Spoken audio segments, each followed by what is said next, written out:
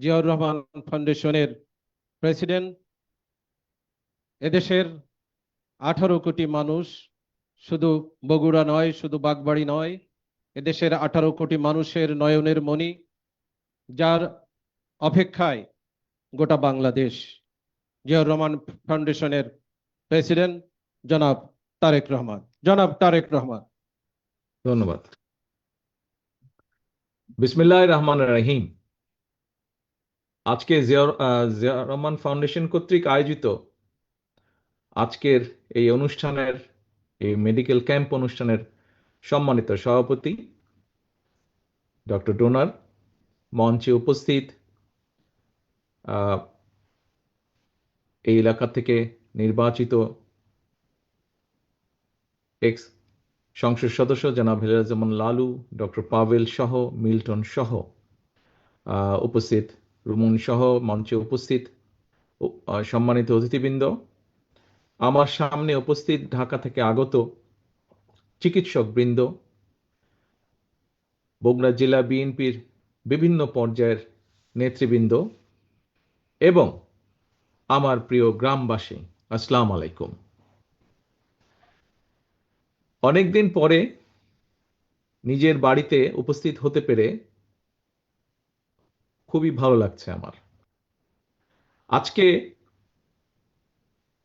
মনে হচ্ছে অনেকদিন পরে নিজের পরিচিত মানুষগুলার মাঝে এসে দাঁড়াতে পেরেছি। প্রিয় উপস্থিতিবৃন্দ, আজকে সকাল থেকে এখানে এই যে মেডিকেল ক্যাম্পটি অনুষ্ঠিত হলো এবং এই মেডিকেল ক্যাম্পে আজকে যে চিকিৎসক বৃন্দরা উপস্থিত হয়েছিলেন, তাদের সময় দিয়েছেন, পরিশ্রম করেছেন এই এলাকার মানুষদেরকে বিনামূল্যে চিকিৎসা দেওয়ার জন্য।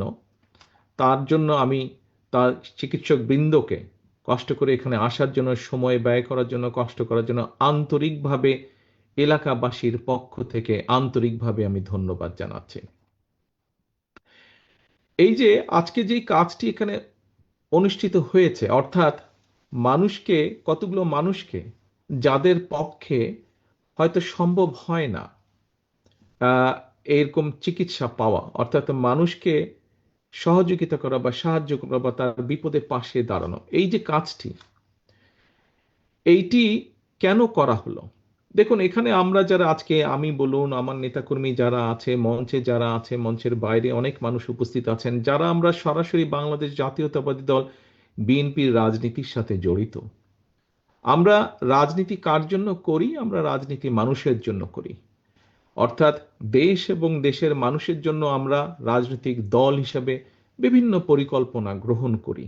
দলের পক্ষ থেকে শিক্ষার বিষয়ে পরিকল্পনা গ্রহণ করি, নারীদের বিষয়ে পরিকল্পনা গ্রহণ করি, যারা বয়স্ক মানুষ তাদের ব্যাপারে পরিকল্পনা গ্রহণ করি, চিকিৎসার ব্যাপারে পরিকল্পনা গ্রহণ করি, ছাত্রছাত্রীদের ব্যাপারে পরিকল্পনা গ্রহণ করি, রাস্তাঘাট উন্নয়নের ব্যাপারে পরিকল্পনা গ্রহণ করি, কৃষকের ব্যাপারে বা কৃষির ব্যাপারে পরিকল্পনা, এরকম বিভিন্ন পরিকল্পনা গ্রহণ করি।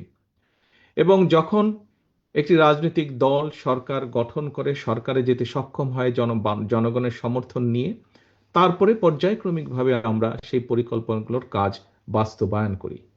কিন্তু প্রিয় উপস্থিতিবৃন্দ, রাজনীতির পাশেও, রাজনীতিটাই তো মানুষের জন্য করা, সেই রাজনীতির পাশেও কিন্তু মানুষের কাজ করা যায়, মানুষের জন্য কাজ করা যায়। কারণ রাজনীতিও করি আমরা মানুষের জন্য, অর্থাৎ মানুষ কিন্তু মানুষের জন্য। আল্লাহ তাআলা আমাদেরকে সৃষ্টি করেছেন সৃষ্টির সেরা জীব হিসাবে, এবং সেই হিসাবে আমাদের দায়িত্ব হচ্ছে, যেমন একজন মানুষ যার পক্ষে সম্ভব, সে যেরকম আরেকজন মানুষ যার পক্ষে সম্ভব নয় তাকে সাহায্য করা, সহযোগিতা করা, একইভাবে মানুষের দায়িত্ব হচ্ছে পৃথিবীর তাবৎ আল্লাহর সৃষ্টি সকল কিছুর প্রতি যত্ন নেওয়া। এবং এই সকল বিবেচনা বোধ থেকেই আজকে থেকে প্রায় 27 বছর আগে জিয়াউর রহমান ফাউন্ডেশনের ভিত্তি প্রতিষ্ঠিত হয়। এবং তারপরে বিভিন্ন সময়ে বিভিন্ন কার্যক্রমে কিভাবে কি কি কার্যক্রম গ্রহণ করা হয়েছে, আপনারা কিছুক্ষণ আগে যে ডকুমেন্টারিটা দেখানো হয়েছে তার ভেতরে আপনারা দেখেছেন। এখন আজকে যেহেতু এখানে মোস্টলি চিকিৎসক বৃন্দ এখানে উপস্থিত আছেন, এখানে চিকিৎসা ক্যাম্প বা মেডিকেল ক্যাম্প একটি হয়েছে, আমি এই অনুষ্ঠানের যেই মূল বিষয়টি সেটির ভিতরে থেকে আমি সামান্য দু একটি কথা আপনাদের সামনে তুলে ধরতে চাই। প্রিয় চিকিৎসকবৃন্দ, সম্মানিত চিকিৎসকবৃন্দ, মঞ্চে উপস্থিত সম্মানিত অতিথিবৃন্দ এবং আমার সামনে উপস্থিত চিকিৎসকবৃন্দ সহ সম্মানিত অতিথিবৃন্দ সহ প্রিয় গ্রামবাসী, যেহেতু এটি আজকে মেডিকেল ক্যাম্প, এই জন্য মেডিকেল সংক্রান্ত বিষয় সংক্ষেপে আগামী দিন আল্লাহর রহমতে বাংলাদেশের মানুষের সমর্থনে বাংলাদেশ জাতীয়তাবাদী দল সরকার গঠনে সক্ষম হলে পরে, ইনশাল্লাহ সরকার গঠন করলে পরে, আমরা দেশের মানুষের চিকিৎসার জন্য কি কি করতে পারি সংক্ষেপে দু একটি আমি তার বিবরণ আপনাদের সামনে তুলে ধরতে চাই যে আমরা পরিকল্পনা গ্রহণ করেছি। এখানে কিছুক্ষণ আগে আপনারা শুনেছেন যে প্রিভেনশন, অর্থাৎ প্রথমেই যদি আমরা ব্যবস্থা গ্রহণ করি তাহলে কিভাবে রোগ বালাই এই বিষয়টিকে আমরা ঠেকিয়ে দিতে পারবো। এই প্রিভেনশন নিয়ে আমরা কাজ করছি। পৃথিবীর উন্নত দেশগুলোতে, সব দেশগুলোতেই, যেমন আমি যে যুক্তরাজ্যে বসবাস করছি, এই দেশে যে সকল নাগরিক বৈধভাবে এই দেশে বাস করে, যে কোনো নাগরিক তার যে কোনো রকমের চিকিৎসা এই দেশের সরকার বহন করে এবং চিকিৎসা ব্যবস্থা নেয়। প্রিয় উপস্থিতিবৃন্দ, এই দেশে জনসংখ্যা হচ্ছে 7 কোটি যুক্তরাজ্যে। বাংলাদেশের জনসংখ্যা প্রায় 20 কোটি অন্তত। এই দেশের সরকারগুলো, যদিও এই দেশটা ভূখণ্ড হিসাবে বড় কিন্তু জনসংখ্যায় ছোট, কিন্তু বাংলাদেশ ভূখণ্ড হিসাবে এই দেশের তুলনায়, যুক্তরাজ্যের তুলনায় ছোট হলো জনসংখ্যার ভিত্তিতে অনেক বড়, বাংলাদেশ 3 গুণ বড়। কিন্তু এই যুক্তরাজ্যের সরকারও এই চিকিৎসা ব্যবস্থায় মানুষকে দিতে গিয়ে হিমশিম খাচ্ছে। তারা একটা ধনী দেশ কিন্তু তারপরেও তারা হিমশিম খাচ্ছে। তাহলে চিন্তা করুন বাংলাদেশের কি অবস্থা হবে। আমরা তো এখনো সেরকম ধনী দেশ হতে পারিনি, এখনো আমরা মধ্যবিত্ত বা একটি গরিব দেশের কাছাকাছি আমরা হয়তো একটা দেশ। আমাদেরকে আরো অনেক দূর যেতে হবে, অনেক পরিশ্রম করতে হবে, দেশটাকে আমাদের গড়ে তুলতে হবে, আমাদেরকে সামনে এগোতে হবে। এখন কিন্তু এই যে চিকিৎসা ব্যবস্থা, বাংলাদেশে যদি 20 কোটি মানুষের, প্রত্যেকটা মানুষের তো চিকিৎসা পাবার অধিকার আছে, প্রত্যেকটা মানুষের। এই যে দেখলেন আপনারা একটু আগে যে ছবি দেখলাম আমরা ডকুমেন্টারিতে, আমরা দেখেছি যে দেখুন হাসপাতালের বারান্দাগুলোতে, হাসপাতালে বেড নাই, বারান্দাগুলোতে মানুষ শুয়ে আছে চিকিৎসা নেওয়ার জন্য। সেটি কেবিনের বারান্দা হোক, হাসপাতালের বারান্দা হোক, কি একটা করুণ একটা দৃশ্য এটা। এখন এই যে আমরা যতই হাসপাতাল তৈরি করি, যতই যা করি না কেন, অর্থনৈতিক অবস্থার উপর একটি চাপ পড়ে। এই যে মানুষগুলো আসছে তাদেরকে চিকিৎসা দিতে হয়, ডাক্তার লাগে, নার্স লাগে, হসপিটালে বেড লাগে, অপারেশনের জিনিসপত্র লাগে, ওষুধপত্র সবকিছু লাগে। এখন যুক্তরাজ্যের মতন দেশ হিমশিম খাচ্ছে। হ্যাঁ, এখনো এদের দেশে বারান্দায় রোগী থাকে না, নিচে রোগী থাকে না, বিছানাতেই থাকে, তারপরেও তারা হিমশিম খাচ্ছে। এখন একটি রাজনৈতিক দল, যেই দলটি বিএনপি, যে একটি রাজনৈতিক দল, যেই দলটি মানুষের জন্য কাজ করতে চায়, আমরা চাই দেশের মানুষকে সুস্থ রাখতে, একই সাথে তাদেরকে স্বাস্থ্য সেবা পৌঁছে দিতে। সেই জন্য আমরা পরিকল্পনা গ্রহণ করেছি। এখানে বেশ কিছু মুরব্বী উপস্থিত আছেন। আমি সামনে যে প্যান্ডেল নিচে মানুষ বসে আছেন, বেশ কিছু মুরব্বী উপস্থিত আছেন। মুরব্বী আপনাদের নিশ্চয়ই মনে আছে, এবং অন্যান্য অনেকেই উপস্থিত আছেন, তাদের না দেখলে হয়তো অনেকেরই মনে আছে বা আমরা শুনেছি শহীদ রাষ্ট্রপতি জিয়া রহমানের সময় সারা দেশে একটি পথ ছিল, গ্রামের মানুষ যাতে চিকিৎসা পায়। পল্লী চিকিৎসক নামে একদল মানুষ ছিলেন যারা গ্রামের মানুষকে বেসিক চিকিৎসাগুলো প্রদান করতেন। প্রিয় উপস্থিতিবৃন্দ, আমরা যেটা পরিকল্পনা গ্রহণ করেছি যে ইনশাল্লাহ বিএনপি সরকার গঠন করলে পরে আমরা হেলথ কেয়ার নামে আমরা গ্রামে গ্রামে এইরকম একটি টিম তৈরি করব, যারা মানুষের কাছে যাবে, মানুষকে বুঝাবে যে ভাই এই জিনিসটা খেলে তোমার হার্টের অসুখ হবে না, এই জিনিসটা খেলে তোমার ডায়াবেটিক হবে না, এই জিনিসটা এইভাবে চললে তোমার কিডনির রোগ হবে না। অর্থাৎ মূল যেগুলা যেগুলা যেগুলা অসুখ বিসুখের সাথে জীবন মরণের সমস্যা, মানুষকে আমরা এগুলা বুঝাবো। অর্থাৎ যাতে দেশে কম সংখ্যক মানুষ অসুস্থ হয়, এটি থাকবে আমাদের উদ্যোগ। এখন মানুষ তো কিছু না কিছু অসুস্থ হবেই। মানুষ যখন কম অসুস্থ হবে, সেই কম সংখ্যক মানুষ যখন হাসপাতালে যাবে, আমরা ইনশাল্লাহ আশা করতে পারি তখন হয়তো আস্তে আস্তে একটা পর্যায়ে আসবে যখন অসুস্থ মানুষ যে হাসপাতালে যাবে চিকিৎসার জন্য, তাকে আর ওই মাটিতে শুয়ে থাকতে হবে না, তাকে আমরা বেডের মধ্যেই রাখতে পারবো ইনশাল্লাহ। এর বাইরে যেই মানুষ অসুস্থ মানুষগুলা যাবে চিকিৎসার জন্য, তখন আমরা প্রায় প্রত্যেক মানুষকে চিকিৎসকরা, এই যে একটু আগে শাহজাহান সাহেব বললেন যে এত মানুষ আসে, এত অসুস্থ মানুষ, সেই তুলনায় ডাক্তার নার্সের সংখ্যা কম, আমরা চাইলেও চিকিৎসা দিতে পারছি না। কিন্তু আমরা যদি কম সংখ্যক চেষ্টা করি এবং তার ফলে যদি সরকারের চেষ্টার ফলে যদি কম সংখ্যক মানুষ অসুস্থ হয়, সেই অল্প সংখ্যক মানুষ যখন যারা অসুস্থ হবে হাসপাতালে, তাদেরকে বেটার ভালো চিকিৎসা দেওয়া সম্ভব হবে, ওষুধপত্র দেওয়া সম্ভব হবে। কাজেই আমাদের এইটি একটি লক্ষ্য আছে, আমরা হেলথ কেয়ার তৈরি করব। এই হেলথ কেয়াররা সারাক্ষণ তাদেরকে ট্রেনিং দেওয়া হবে বেসিক অসুখ বিসুখ কিভাবে, গ্রামের মা বোনরা যারা সংসার দেখভাল করেন তাদের কাছে গিয়ে পরামর্শ দিবে যে কিভাবে পরিবারকে সুস্থ রাখতে হবে। আপনারা চিন্তা করে দেখুন, আমরা যদি আস্তে আস্তে একটা সুস্থ পরিবার তৈরি করতে পারি, আস্তে আস্তে সুস্থ পরিবার সম্মত একটা গ্রাম তৈরি করতে পারি, আস্তে আস্তে এরকম গ্রামের পরে উপজেলা একটা তৈরি করতে পারি যেখানকার অধিকাংশ মানুষ সুস্থ, আস্তে আস্তে একটি জেলা তৈরি করতে পারি যেখানকার অধিকাংশ মানুষ সুস্থ, আস্তে আস্তে একটি বিবাহ বেগম, আস্তে আস্তে আমরা একটি দেশ তৈরি করতে পারবো ইনশাল্লাহ, যেখানে অধিকাংশ মানুষ সুস্থ থাকবে। আসুন আমরা সেটি মিলে চেষ্টা করব ইনশাল্লাহ, সকলে মিলে। এবার আসুন আরেকটি বিষয়, আমরা দেশে একটি পলিসি নিতে চাচ্ছি, সেটি হচ্ছে প্রাইভেট অ্যান্ড পাবলিক পার্টনারশিপ।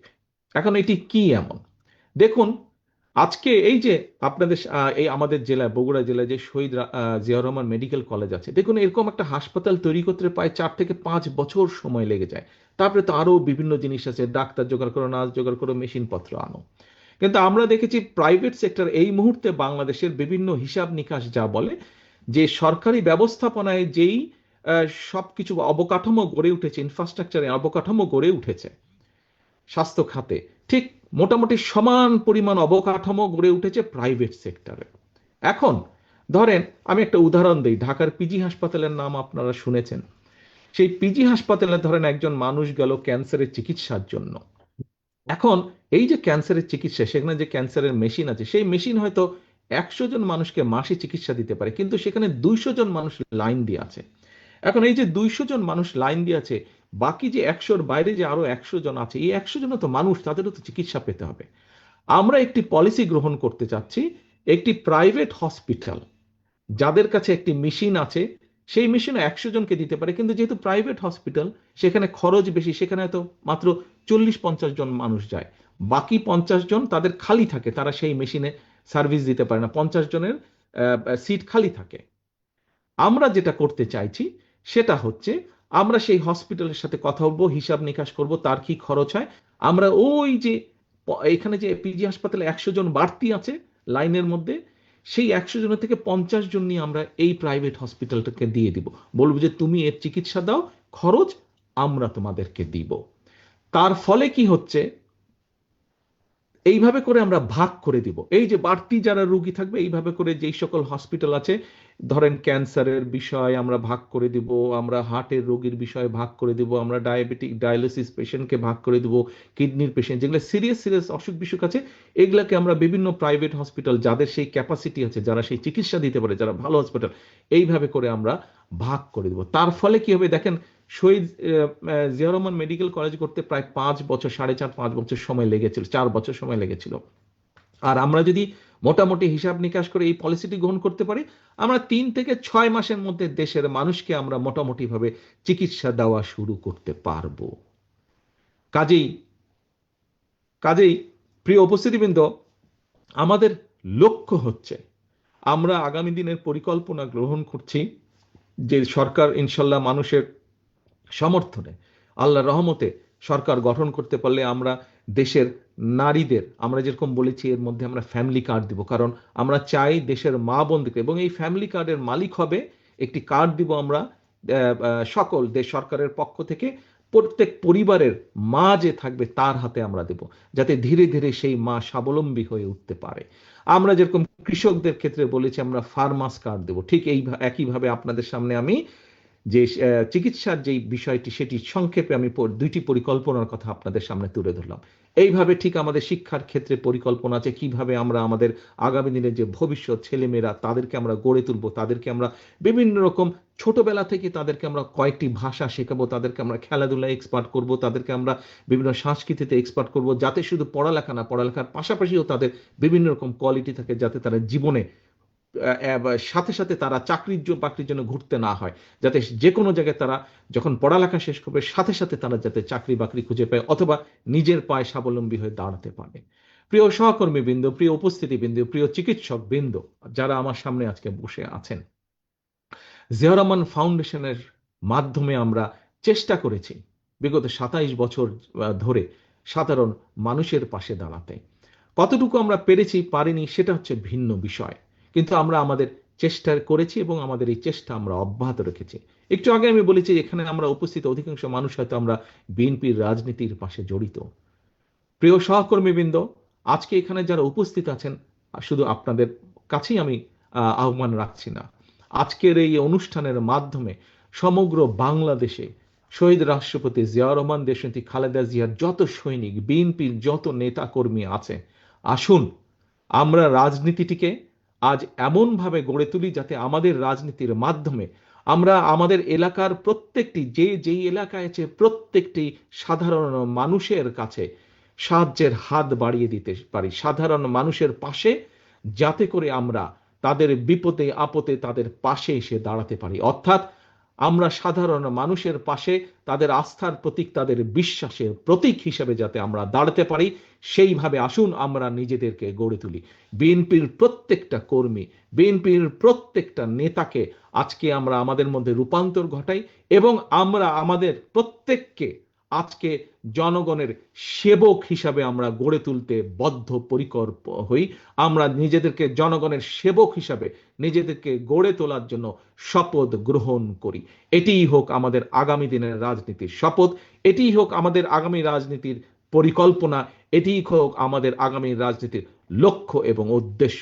পরিশেষে আমি আবারও জিয়াউর রহমান ফাউন্ডেশনের আজকের এই অনুষ্ঠান আয়োজন যারা করেছেন তাদের প্রত্যেককে আমার পাশে উপস্থিত জিয়াউর রহমান ফাউন্ডেশনের vice president doctor Zubaidur Rahman আজকে এই পরিকল্পনার মাধ্যমে এই অনুষ্ঠানটি সফল করেছেন এবং যে পরামর্শ দিয়েছেন এবং মাঠে থেকে যে মানুষগুলো কাজ করেছেন, জিয়াউর রহমান ফাউন্ডেশনের যে সকল সদস্যবৃন্দ কাজ করেছেন, আমার এই গ্রামবাসী, আমার দলের নেতা কর্মী, ছাত্রদল, যুবদল, বিএনপি সহ যারা কাজ করছেন, প্রত্যেকটি মানুষকে, আমার বাড়ির আঙিনার যে সকল ভাইয়েরা কাজ করেছেন প্রত্যেকটি মানুষকে আবারও আন্তরিকভাবে আমি ধন্যবাদ জানাতে চাই 7,000 মানুষের কাছে আজকে চিকিৎসা সেবা পৌঁছে দেওয়ার জন্য। পরিশেষে আমি আবারও চিকিৎসকবৃন্দ যারা ঢাকা থেকে কষ্ট করে এসে 7,000 মানুষকে চিকিৎসা দিয়েছেন, তাদের পরামর্শ দিয়েছেন, তাদেরকেও আবার আন্তরিক ধন্যবাদ জানিয়ে শুভকামনা রেখে আসুন আমাদের লক্ষ্য এবং উদ্দেশ্য একটাই, বাংলাদেশ এবং বাংলাদেশের মানুষকে সেবা প্রদান। সেই প্রতিজ্ঞা রেখে, সেই শপথ রেখে, সেই প্রত্যাশা রেখে আমার বক্তব্য শেষ করছি। আল্লাহ হাফেজ। বাংলাদেশ জিন্দাবাদ, বাংলাদেশ জাতীয়তাবাদী দল জিন্দাবাদ।